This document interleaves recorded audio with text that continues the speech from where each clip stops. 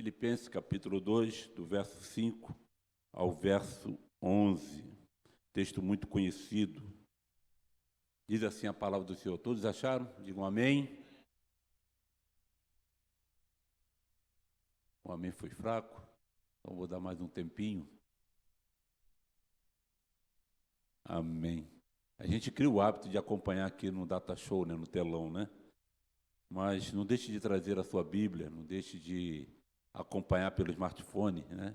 Eu sou o crente que ainda uso Bíblia em papel, né? E raramente eu uso o smartphone, mas uso, né? Mas a gente tem que se adaptar à modernidade, né? Se adaptar a novos conceitos, novos valores. E desde que seja princípios que não fira, né? Aquilo que é santo, aquilo que é agradável ao Senhor, a gente aceita. Amém? Diz assim a palavra do Senhor: tenham entre vocês o mesmo modo de pensar de Cristo Jesus. Olha a responsabilidade sobre cada um de nós. Olha o que Paulo fala para a igreja de Filipos.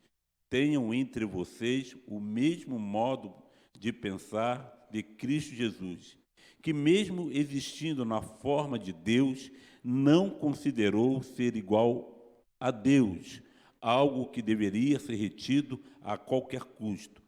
Pelo contrário, vamos ver o sofrimento dele aqui. Ele se esvaziou, assumindo a forma de servo, tornando-se semelhante aos seres humanos e reconhecido em figura humana.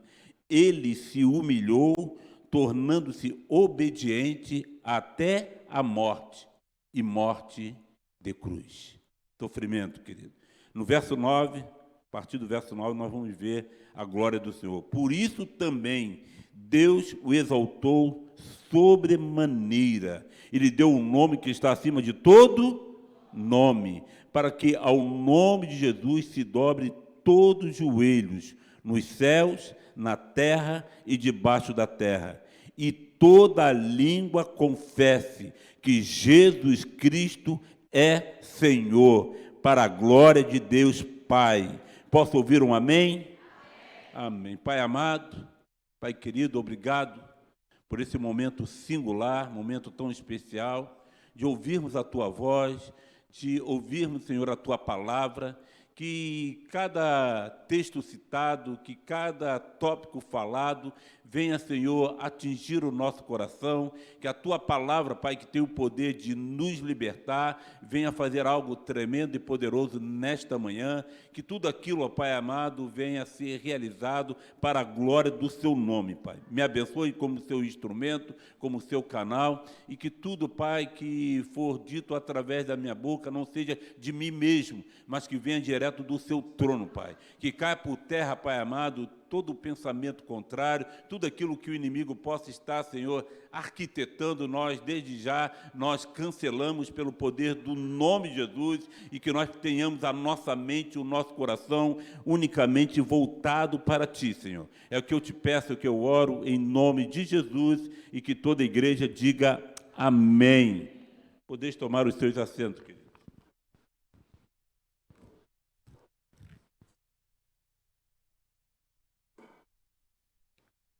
Estes versos indicam dois dos mais valiosos termos bíblicos, coisas que nós temos que guardar em nosso coração, em nossa vida. Estes versos trazem ensinamento e nos indica o sofrimento de Cristo, como também indica a glória posterior que Ele há de receber e já recebeu, querido. Nós temos como exemplo, né, para a gente criar um paralelo a respeito do sofrimento e da glória de Cristo, se a gente colocar a vida de José exposta aqui, nós vamos ver que ele é um grande exemplo que aponta para o nosso Senhor.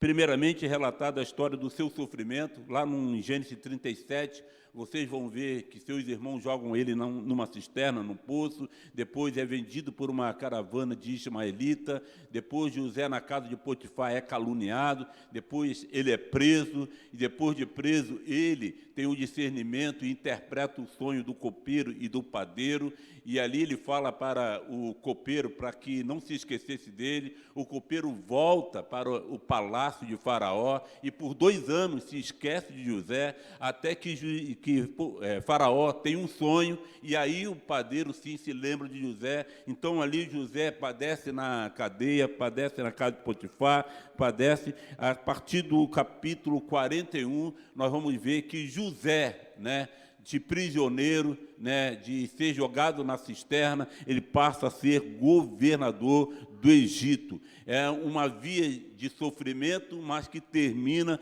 com um grande mover de Deus sobre a vida dele, e ele é glorificado, podemos dizer assim, através de Faraó, quando o Faraó coloca o anel no seu dedo, e abaixo de Faraó ninguém tinha mais poder do que José. Algo semelhante, porém imensamente maior, tanto no sofrimento como na glória, vemos no nosso Senhor e Salvador Jesus Cristo. Amém, querido?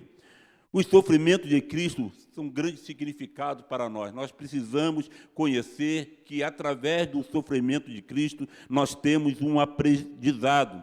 Foram conteúdo da primeira promessa que Deus fez a partir que o homem pecou. Quando o homem pecou, Deus já trouxe uma palavra profética daquilo que aconteceria, e aconteceu quando a mulher pecou, traída,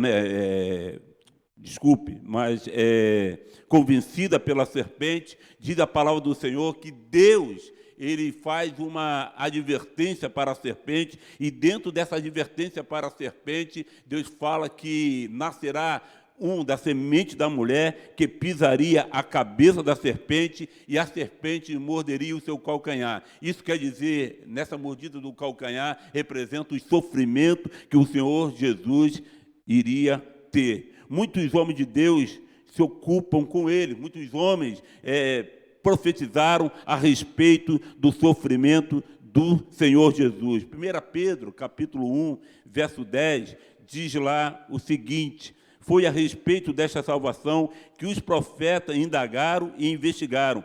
Eles profetizaram a respeito da graça destinada a vocês. Os profetas já profetizavam todo o sofrimento que Jesus teria aqui na terra.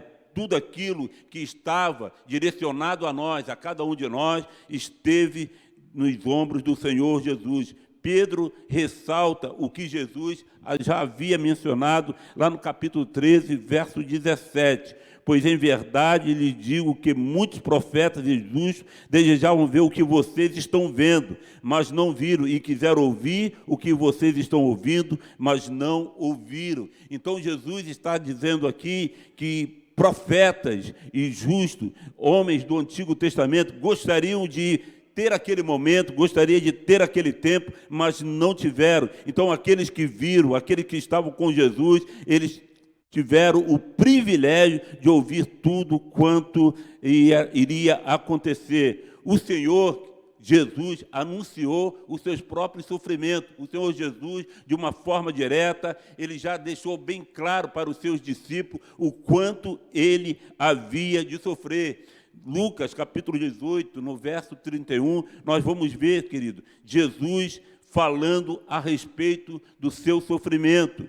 Lucas 18, 31 vai dizer, chamando os 12 para um lado, isso quer dizer, em particular, Jesus lhe disse: eis que subimos para Jerusalém, onde se cumprirá tudo o que está escrito por meio dos profetas a respeito do Filho do Homem. Jesus não escondeu dos seus discípulos aquilo que ele havia de passar. No verso 32 vai dizer, ele será entregue aos gentios, que vão zombar dele, vão insultá-lo e vão cuspir nele. Olha o desprezo, olha o sofrimento que Jesus vai passar na sua crucificação. Ele será entregue aos gentios, que vão zombar dele, insultá-lo e cuspir nele. Depois de açoitá-lo, eles o matarão, mas ao terceiro dia ele ressuscitará. Mas ao terceiro dia ele ressuscitará. Então a gente vê aqui, querido, Jesus falando da sua própria boca, do seu próprio sentimento, aquilo que ele estaria sofrendo por cada um de nós. Os sofrimentos do Senhor Jesus foram a glória e a pregação dos apóstolos, querido.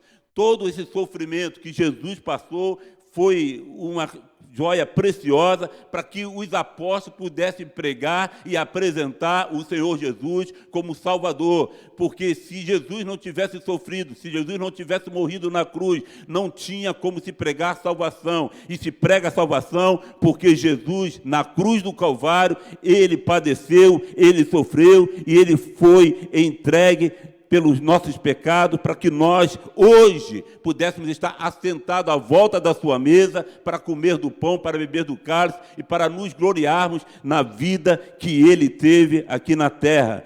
Paulo, em Gálatas, capítulo 6, verso 14, ele vai falar desse sofrimento, ele vai colocar esse sofrimento como uma pregação para a igreja de Gálatas. Diz a palavra do Senhor, da igreja da Galícia: mas longe de mim gloriar-me, senão na cruz do nosso Senhor Jesus Cristo. Então Paulo está se gloriando no sofrimento que o Senhor Jesus teve na cruz do Calvário. Ele está colocando em destaque, ele está colocando em primazia. Jesus teria que padecer, Jesus teria que sofrer. Então ele coloca aqui: longe de mim de gloriar-me, senão na cruz do nosso Senhor Jesus Cristo, pelo qual o mundo está crucificado para mim, e eu estou crucificado para o mundo. Então, Paulo pega o sofrimento do Senhor Jesus, e assim como nós lemos, querido, no versículo 1, tenho entre vocês o mesmo pensar de Cristo. Paulo está tendo esse mesmo pensar, esse mesmo viver, ele está se espelhando em Cristo, ele está tendo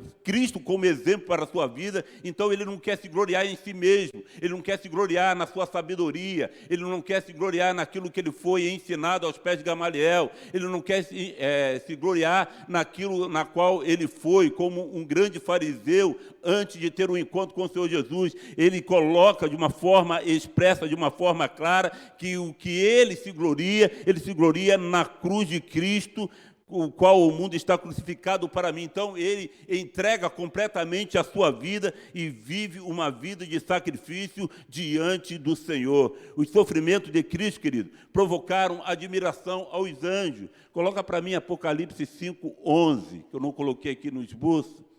Os sofrimentos de Cristo provocaram a admiração dos anjos. Vi e ouvi uma voz de muitos anjos ao redor do trono, dos seres viventes e dos anciãos, cujo número era de milhões e milhões e milhares e milhares. Então os anjos glorificaram o sofrimento do Senhor Jesus Cristo, querido. Os sofrimentos do Senhor Jesus, né, eles foram anunciados antes da fundação do mundo, antes de Adão e Eva, antes de o mundo passar a ser mundo. Jesus já estava sendo preparado pelo seu Pai para ser entregue numa cruz do Calvário. Cumpriram-se conforme foi profetizado. E é interessante que aquela palavra que Jesus diz na cruz do Calvário, né, quando ele clama: Deus meu, por que me abandonaste? Isso, querido, é uma palavra profética do salmista Davi, lá no Salmo 22, no versículo 1, quando o profeta, rei e adorador Davi, ele declara isso: Deus meu, por que me desamparaste? Versículo 1 do Salmo 22. Por que se acham longe de mim, de minha salvação, as palavras do meu gemido? Deus meu, clamo de dia e não me responde, também de noite, porém não tenho sossego. Foram anunciados, querido, de várias formas. Nós vamos ver aqui daqui a pouco, Isaías 53, o sacrifício, o sofrimento do nosso Senhor e Salvador Jesus Cristo. Nós temos que entender que esse sofrimento ele tinha que acontecer para que nós pudéssemos ter direito à vida eterna. O sofrimento que Jesus teve eram para cada um de nós, mas ele, pela sua infinita misericórdia, ele sofreu em nosso lugar. Eu posso ouvir um glória a Deus, querido? Ele sofreu em nosso lugar. Os sofrimentos de Cristo foram grandes, foram múltiplos, né? Se a gente olhar o seu nascimento, imagine, né, uma mulher grávida, já com seus 9 meses, e tendo que ir para Belém, fazer lá o recenseamento.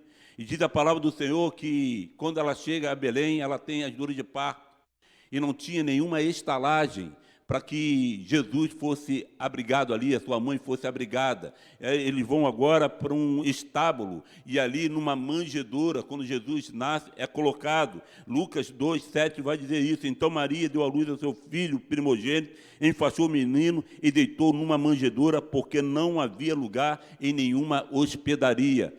Esse é o sofrimento do Senhor Jesus. Não começa quando ele tem o seu próprio ministério a partir dos 30 anos. Começa já no seu nascimento. Isso é interessante, querido. Fica vinculado que Jesus, como Filho de Deus, né, se tornando homem, não teve nenhuma primazia, não nasceu em palácio, nasceu em uma manjedoura, nasceu em um estábulo. E ali Jesus, né, teve um certo desprezo, porque não nasceu em um lugar adequado. Mateus 12:13 vai dizer: depois que os magos foram embora, um anjo do Senhor apareceu em sonho a José e disse: levante-se, tome o menino e sua mãe e fuja para o Egito. Agora imagine esse sofrimento, querido. Uma criança, já com seu 1 ano, 2 anos, né, quando os magos visitam, agora tem que fugir, né, para o Egito, porque Herodes quer matá-lo. Herodes não quer que Jesus cresça, né? Por quê? Porque os magos disseram que Jesus seria rei, e ele, com inveja, com ciúme, com medo, com receio, manda matar todas as crianças abaixo de 2 anos. E diz a palavra do Senhor que Jesus agora tem que ir para o Egito. Olha que sofrimento, querido. E Jesus, com seus pais, passa ali no Egito, segundo os estudiosos, 2 anos, para depois retornar para Nazaré. O Senhor sofreu, querido, tremendamente quando criança, e sofreu também quando foi batizado. A palavra do Senhor diz que quando ele chegou a João Batista para ser batizado, ele foi batizado, teve aquela glorificação, uma pomba representando o Espírito Santo desceu do céu, se apossou do Senhor Jesus. Diz a palavra do Senhor que os céus se abriram, uma grande voz soou: este é o meu Filho amado, em quem eu tenho prazer. Mas, ao mesmo tempo que isso acontece, querido, a palavra do Senhor diz que o Espírito Santo tomou o Senhor Jesus e levou para o deserto. Sofrimento. Jesus agora vai para o deserto. E indo para o deserto, querido, ele jejua 40 dias e 40 noites. Imagine este homem que foi glorificado pelo Pai, agora está sofrendo no deserto. Sofreu e foi tentado pelo diabo por 3 vezes, mas 3 vezes, pela misericórdia de Deus e pela sabedoria que ele teve, pelo poder que ele tem, ele venceu o diabo e todas as tentações que ele teve ali no deserto. Posso ouvir um amém, querido? Sofreu pela incredulidade dos seus familiares. Olha o sofrimento do Senhor Jesus, querido. Como é duro você não ser reconhecido pelos seus familiares. Como é duro você, de repente, ser desprezado por um irmão, né? E a palavra do Senhor diz que Jesus foi desprezado pelos seus irmãos. E, ainda mais, querido, os seus próprios irmãos foram convencidos que ele estava fora de si, que ele estava, entre aspas, endemoniado. Olha o que diz a palavra do Senhor em Marcos, capítulo 3, verso 21. E quando os parentes de Jesus ouviram isto, saíram para prendê-lo, porque diziam: está fora de si. Esse é o sofrimento do Senhor Jesus. Olha o quanto ele sofreu, querido, antes mesmo de chegar até a cruz. João 7,5 vai dizer: acontece que nem mesmo os irmãos de Jesus criam nele, querido. Ele veio para o que eram os seus, mas os seus não o receberam. Mas todos aqueles que o receberam, deu-lhes o poder de serem chamados filhos de Deus, a saber, os que creram no seu nome. Mas os seus irmãos não creram nele, querido. Sofreu também, querido, pela própria incredulidade dos discípulos, né? Se a gente for ver, aqui como Guilherme falou sobre Pedro, se a gente for ver a história de Pedro, nós vamos ver que Pedro, em 2 episódios, né, nega o Senhor Jesus, faz coisas que traz sofrimento ao coração do Senhor Jesus. E quando a gente traz o relato de Mateus 26, 69, 74, a gente não vai ler, e 22, 54, até o 62, quando Pedro nega o Senhor Jesus. Pedro está ali assentado numa roda e por 3 vezes negou o Senhor Jesus. Lucas, ele relata esse texto de uma forma muito clara, muito evidente, que quando ele nega pela 3ª vez, Jesus olha para Pedro, e Pedro, olhando para Jesus, se levanta daquele lugar e sai chorando amarguradamente. E o Senhor Jesus viu ali Pedro o negando. E esta palavra, querido, Jesus já havia alertado a Pedro que antes que o galo cantasse, ele negaria o Senhor por 3 vezes. Sofrimento que o Senhor Jesus passou aqui na terra, querido. Agora, os sofrimentos de Jesus, eles foram substitutivos. O que é isso? Ele nos substituiu. Eram para nós sofrermos no lugar dele, né? O sofrimento era para nós. Ele sofreu em nosso lugar. Tudo que ele passou aqui na terra, querido, estava direcionado para nós, mas Jesus escolheu ele como cordeiro para morrer na cruz do Calvário, para que através dele nós fôssemos sarados e perdoados todos os nossos pecados. Sofreu para levar sobre si os nossos pecados. Isaías 53, nós vamos ler esse capítulo 53, porque ele retrata fielmente o sofrimento do nosso Senhor e Salvador Jesus Cristo. Diz a palavra do Senhor: quem creu na nossa pregação e quem foi revelado o braço do Senhor. Diz mais: porque foi subindo como renovo diante dele e como raiz de uma terra seca. Não tinha boa aparência, nem formosura, olhando para ele, mas não havia nenhuma beleza que nos agradasse. Olha o sofrimento do Senhor Jesus. Era desprezado e o mais rejeitado entre os homens, homem de dores e que sabe o que é padecer. E como um de quem os homens escondem o rosto, era desprezado e dele não fizemos caso. Diz mais o texto sagrado: certamente ele tomou sobre si as nossas enfermidades e as nossas dores levou sobre si, querido. Olha o peso que o Senhor Jesus leva até a cruz do Calvário. Ele carregou todas as nossas enfermidades, ele carregou todas as nossas dores, tudo estava sobre ele, e nós o consideramos como aflito, ferido de Deus e oprimido. Diz mais a palavra do Senhor no versículo 5, mas ele foi traspassado por causa das nossas transgressões, esmagado por causa das nossas iniquidades. Pecado, querido, estava sobre ele. O castigo que nos traz a paz estava sobre ele, e pelas suas pisaduras nós fomos sarados. Oh, aleluia! Pelas suas pisaduras nós fomos sarados. Versículo 6, todos nós andávamos desgarrados como ovelha, cada um se desviava pelo seu próprio caminho, mas o Senhor fez cair sobre ele a iniquidade de todos. Olha o sofrimento do nosso Senhor e Salvador Jesus Cristo, o peso que ele levou na cruz do Calvário, fez cair sobre ele a iniquidade de todos nós. Você tem o perdão de Deus através do sangue do Senhor Jesus Cristo, porque ele levou sobre ele todos os seus pecados. Quando você pega, querido, o sangue do Senhor Jesus, tem o poder de perdoar o seu pecado, tem o poder de te remir. Versículo 6, versículo 7. Ele foi oprimido e humilhado, mas não abriu a boca. Como o cordeiro foi levado ao matadouro, e como ovelha muda diante dos seus tosqueadores, ele não abriu a boca. Ele cumpriu o propósito de Deus. Ele cumpriu com aquilo que Deus havia prometido. Ele cumpriu com o chamado que ele teve. Pela opressão e pelo juízo, ele foi levado, e de sua linhagem, quem se preocupou com ela? Porque ele foi cortado da terra dos viventes, foi ferido por causa da transgressão do meu povo. Versículo 9, designaram-lhe a sepultura com os ímpios, mas com o rico esteve na sua morte, embora não tivesse feito injustiça e nenhum engano fosse encontrado em sua boca. Todavia, ao Senhor agradou esmagá-lo. Permissão do Senhor, vontade do Senhor, permitiu que ele fosse esmagado, fazendo-o sofrer. Sofrimento, querido. Quando ele der a sua alma como oferta pelo pecado, verá a sua posteridade e prolongará os seus dias. E a vontade do Senhor prosperará nas suas mãos. Verso 11. Ele verá o fruto do seu trabalho. Diga glória a Deus por isso, querido. Ele verá o fruto do trabalho de sua mão e ficará satisfeito.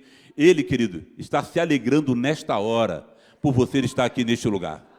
Ele está se alegrando nesta hora, querido, porque você confessa com sua boca que Jesus Cristo é o Senhor de sua vida.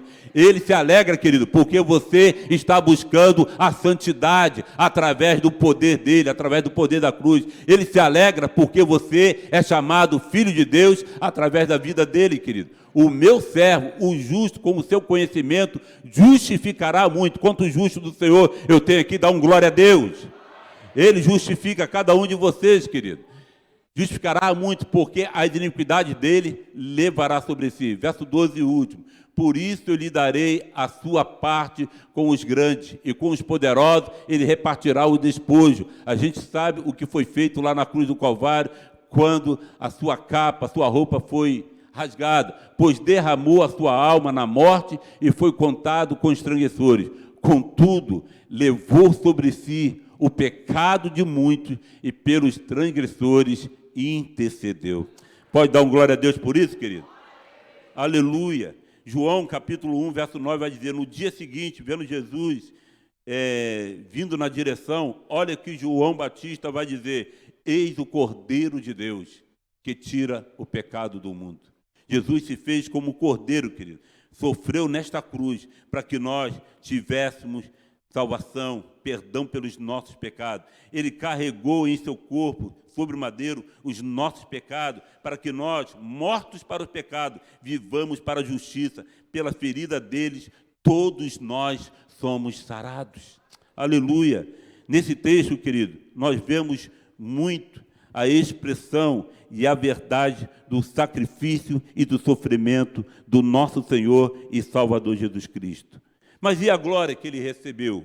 E a sua glorificação, no versículo 9 em diante, do texto que nós lemos, né, diz assim, por isso também Deus o exaltou sobremaneira e lhe deu um nome que está acima de todo nome. Não há nome igual ao nome de Jesus, querido. Quando nós falamos com graça, com fé, com poder, com confiança, o nome de Jesus, querido, o inferno treme. Quando nós falamos com graça, com poder e com fé, o nome de Jesus, os oprimidos são libertos. Quando nós falamos com fé, querido, o nome de Jesus, os enfermos são curados. Quando nós falamos com fé, pelo poder do nome de Jesus, querido, a salvação de um perdido é realizada. Por quê, querido? No nome de Jesus há poder. É o nome que está acima de todo nome, querido. E diz a palavra do Senhor, no versículo 10, para que ao nome de Jesus se dobre todo o joelho, nos céus, na terra e debaixo da terra, querido. Todos reconhecerão que Jesus Cristo é o Senhor. Todos reconhecerão que Jesus Cristo é o Senhor, querido. Isso é a glória que ele recebe, querido, depois de ter sofrido tudo aquilo na cruz. Toda língua há de confessar que Jesus Cristo é o Senhor, para a glória de Deus Pai. Oh, aleluia! Como o sofrimento de Cristo começou na manjedoura, assim também se revelou a sua glória durante o seu ministério, mais especialmente na cruz do Calvário, querido. Ali na cruz, querido, nós temos conhecimento através da palavra do Senhor que a terra tremeu. Ele está sendo crucificado, ele está expiando, e quando diz a palavra, expirando, e quando diz a palavra do Senhor, a terra tremeu, as rochas se fenderam, o véu do templo se rasgou, as sepulturas abriram-se, e muitos mortos foram ressuscitados para a glória de Deus. O centurião, que estava ali próximo à cruz, ele declarou, verdadeiramente este é o Filho de Deus. Aleluia, querido. Então, ali na própria crucificação, ele já está sendo glorificado. A sua glória, querido, mostra-se na sua ressurreição. Ela foi um ato de Deus Pai, querido. Jesus ressuscitou ao terceiro dia, e por ele ter ressuscitado, ele foi glorificado. Atos dos Apóstolos, capítulo 2, verso 24.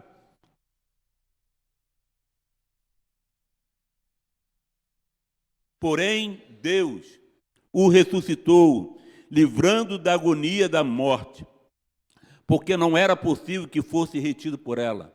Que glória maravilhosa, querido. Jesus foi sepultado, colocaram uma pedra, mas a pedra não conseguiu impedir o poder de Deus. A pedra foi retirada e Jesus foi ressuscitado ali por Deus, e temos isso, querido, como algo tremendo. Por ele ter sido ressuscitado, nós ressuscitaremos no último dia. Aqueles que morreram, e nós que porventura estivermos vivos, se ele voltar antes, nós seremos glorificados, tendo um corpo glorificado. Jesus foi ressuscitado pelo Senhor nosso Deus. Romanos 1, versículo 4 diz: e foi designado Filho de Deus com poder, segundo o Espírito da Santidade, pela ressurreição dos mortos, a saber, Jesus Cristo, nosso Senhor. Por ele ter sido ressuscitado, querido, nós também seremos ressuscitados. Posso ouvir um amém, querido?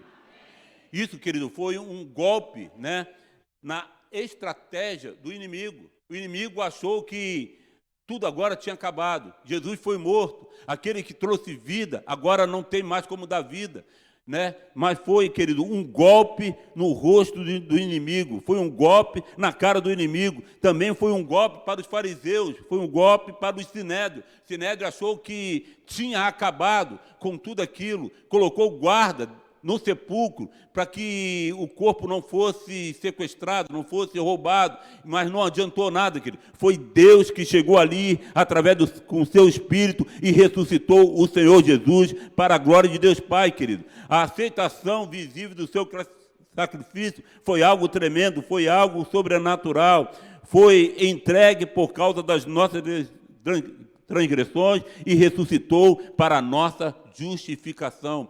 Todos nós somos justificados agora pelo poder do nome do Senhor Jesus. Amém, amados? A sua glória mostra-se também em sua ascensão. É algo tremendo, querido, é algo sobrenatural. Ele retornou à sua glória, ele retornou aos céus. E foi, querido, um momento divino, foi um momento especial. Diz a palavra do Senhor em Lucas 24, 50, que ele levou os discípulos até Betânia, erguendo as mãos, abençoou os discípulos. No versículo 51 de Lucas 24 vai dizer: aconteceu que enquanto os abençoava, ia se retirando deles, sendo elevado para o céu. Então eles, adorando, voltaram para Jerusalém, cheios de alegria, e estavam sempre no templo, louvando a Deus. Foi algo tremendo, foi uma glória tremenda, querido. Jesus sendo assunto aos céus, Jesus sendo elevado aos céus. E uma coisa tremenda, em Atos, capítulo 1, vai dizer que um anjo apareceu e disse assim: varões Galileu, por que estáis olhando para o céu? Esse Jesus que foi assunto ao céu, esse Jesus que subiu ao céu, da mesma forma que ele subiu, ele voltará para buscar a sua igreja, querido. Isso é promessa, querido, para todos nós. Isso é promessa divina para todos nós. Nós precisamos crer nesta glória, querido. Ele foi assunto aos céus.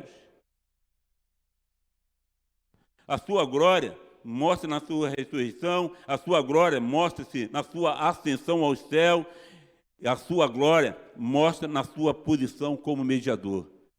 O quanto é importante a gente entender isso, querido. A palavra do Senhor diz que ele foi assunto ao céu e assentou-se à destra de Deus.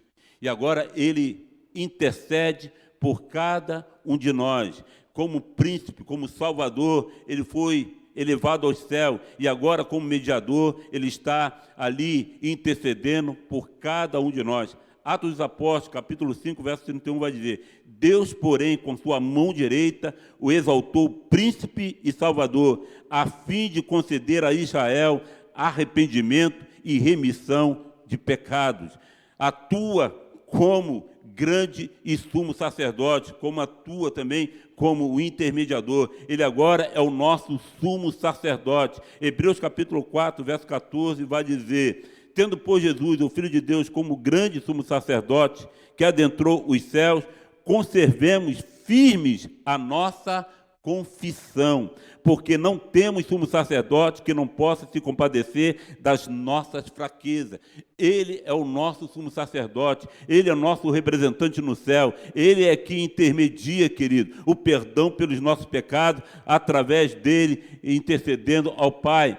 Pelo contrário, diz a palavra de Deus em Hebreus capítulo 4, verso 15, né? Pelo contrário, ele foi tentado em todas as coisas, à nossa semelhança, mas sem pecado. Portanto, aproximemo-nos do trono da graça com confiança, a fim de recebermos misericórdia e encontramos graça para ajuda em momento oportuno. Ele, como sumo sacerdote, querido, ele está lá intercedendo por nós. E quando nós nos aproximamos do trono da sua graça, nós recebemos misericórdia e encontramos graça para ajuda em momento oportuno. Quando nós passamos pelo deserto, assim como foi orado aqui, quando nós temos alguma necessidade, e essa necessidade, querido, está nos consumindo, está tentando roubar a nossa fé, tentando colocar medo no nosso coração, quando nós nos ajoelhamos, quando nós dobramos os nossos joelhos e oramos ao Senhor, ele intermedia, querido, e encontramos nele a misericórdia, encontramos nele a graça para nos ajudar neste momento oportuno. E quando nós oramos, como ele é aquele que nos traz a paz, o nosso coração é pacificado. Amém, amado? Então, querido, ele é o nosso intermediador. Isso é glória para ele, querido. Atua como grande sumo sacerdote. Ele foi feito Senhor e Cristo. Cristo quer dizer ungido, né? Atos dos Apóstolos 2,36 vai dizer: portanto, toda a casa de Israel esteja absolutamente certa que este Jesus que vocês crucificaram, diz Pedro, Deus o fez Senhor e Cristo. Agora, querido, nós confessamos ele como Senhor da nossa vida. Ele é o nosso exemplo maior, querido. Ele é o Cristo, ele é o ungido, ele é aquele mestre que nos traz, né, grandes revelações. Ele ocupa o lugar mais elevado na nossa vida. Isto é, ele tem que ocupar o lugar mais elevado na nossa vida. Ele é o herdeiro de todas as coisas. Eu posso ouvir um amém? Repita comigo. Jesus é o herdeiro de todas as coisas. Hebreus 1:2 vai dizer: mas nestes últimos dias nos falou pelo Filho, a quem constituiu herdeiro de todas as coisas, pelo qual também fez o universo. Desde a fundação do mundo, querido, Jesus tinha a sua glória, se fez homem, morreu, ao terceiro dia foi ressuscitado, foi assunto aos céus, e agora ele recebe de volta toda a sua glória como Deus, querido. Concluindo, ele vencerá sobre as grandes multidões. Nós lemos aqui, por isso, Isaías 53:12, por isso eu lhe darei a sua parte com os grandes e com os poderosos, ele repartirá o despojo, pois derramou a sua alma na morte e foi contado com os transgressores. Contudo, levou sobre si o pecado de muitos e pelos transgressores intercedeu. Ele vencerá, ele venceu todas as batalhas e ele vencerá sobre as grandes multidões. Ele é o cabeça da igreja. Fica de pé comigo, querido. Ele é o cabeça da igreja. Colossenses 1:18 vai dizer: ele é o cabeça do corpo, que é a igreja. Ele é o princípio, o primogênito dentre os mortos, para ter primazia em todas as coisas. Ele tem a primazia da sua vida. Ele é o primeiro da sua vida. Ele é o princípio, o primogênito dentre os mortos, para ter a primazia de todas as coisas. Jesus sofreu escárnio, foi perseguido, foi zombado, teve todo o sofrimento por causa de mim e por causa de vocês. Mas ele recebeu toda a glória por tudo aquilo que ele fez. Ele foi glorificado.